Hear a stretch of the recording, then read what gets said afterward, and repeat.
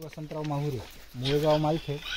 आता सध्या दीनदयाल प्रबोधिनी इथे राहतो आणि इथली जी आपली 35 एकर शेतीचा जो परिसर आहे, या परिसरात यवतमाळ आणि वाशिम जिल्ह्यात जे काही आपले सामान्य शेतकरी आहे किंवा जे आपल्याशी जुळलेले शेतकरी आहेत, जे शेतकरी त्यांच्यासाठी जे जे काही पिकं पिकवतात, त्या पिकावर आपण जे काही निविष्ठा वापरतो, जे काही खतं वापरतो, वेगवेगळे प्रयोग करतो, त्याचं एक संशोधन, प्रशिक्षण आणि इथलं पूर्ण सर्व 35 एकर शेतीचं व्यवस्थापन ही जबाबदारी माझ्याकडे आहे.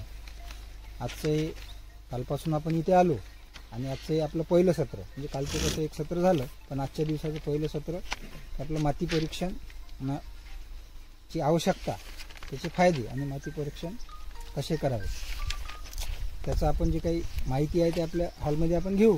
पण सुरुवातीला माती कशी घ्यायला पाहिजे, कारण ज्या जमिनीत आपण वेगवेगळे पिकं पिकवतो त्या पिकाचं संगोपन कसं व्हावं, तर ज्याच्यातून ती बी उगवणार आहे त्या मातेचं जे आयुष्य आहे, जे आरोग्य आहे, ते समृद्ध जर राहिलं तर पिकावर होणारा जो किडींचा प्रादुर्भाव आहे, अन्नद्रव्याची कमतरता आहे, ते कशी भरून काढता येईल, त्याच्यात काय कमतरता आहे, तर ही कमतरता माती परीक्षातून आपल्याला लक्षात येते.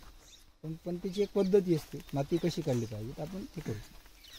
हा एक व्ही आकाराचा खड्डा आपण करून घ्यायचा आहे. साधारण वरची जी माती आहे ती थोडीशी बाजूला सारून घ्यायची.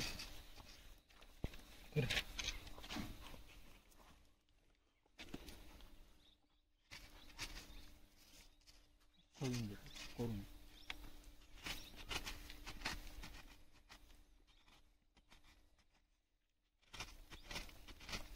मातीचा खड्डा करत असताना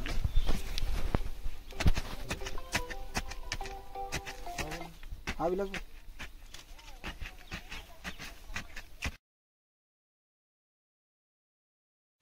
आपली माती परीक्षणासाठी आवश्यक आहे. पण या खडे गोटे काढून घ्यायचे, त्याच्यातले खडे गोटे काळी कचरा जर असला तर काढून घ्यायचा. कारण जर काळी कचरा गेला, खडा गेला, बारीक आहे, तर ज्या पद्धतीचा खडा असते, म्हणजे चुनखडीतला खडा जर असला आणि मग माती परीक्षण करताना त्याला त्या लिक्विडमध्ये टाकून त्याची हे करते, ते जर त्याच्यात विरघळला गेला तर त्याच्यात कॅल्शियमचं प्रमाण वाढतं. आता बघा, आणि वाळवून घ्यायची आणि मग ती माती परीक्षणासाठी आपल्याला पोहोचवायची आहे, किंवा त्या पद्धतीने कुठं आपण करतो त्या ठिकाणी ती पोहोचून जाईल. म्हणजे अशी जर आपण सर्व ठिकाणची माती घेतली तर आपल्या जे काही जमिनीचं क्षेत्र आहे त्या क्षेत्रात ज्या ज्या प्रकारचे अन्न घटक आहे, कोणता एखादा शेतातला भाग चुनखडीचा असतो, कोणता एखादा डाबरचा असतो, कोणीकडे एखादा मुरमाडीचा भाग असते, मधल्याचा भाग आहे, कोणता खड्डे असते, कोणता उंचवटा असतो, या सगळ्या जे जमीन आहे त्या जमिनीतल्या एक अर्ध्या फुटाच्या खालची माती आपल्यापर्यंत आली पाहिजे. त्याच्यानंतर त्याची जी आता जी काही पद्धत सांगितली, माती ओली असते ती तिला वाळवून घ्यायची, सावलीत सुकवायची, प्रखर उन्हात सुकवायची नाही, तिला बारीक करून घ्यायची. बारीक केल्याच्यानंतर पूर्ण मिक्स करायची. मिक्स केल्यानंतर त्याचे 4 भाग करणे.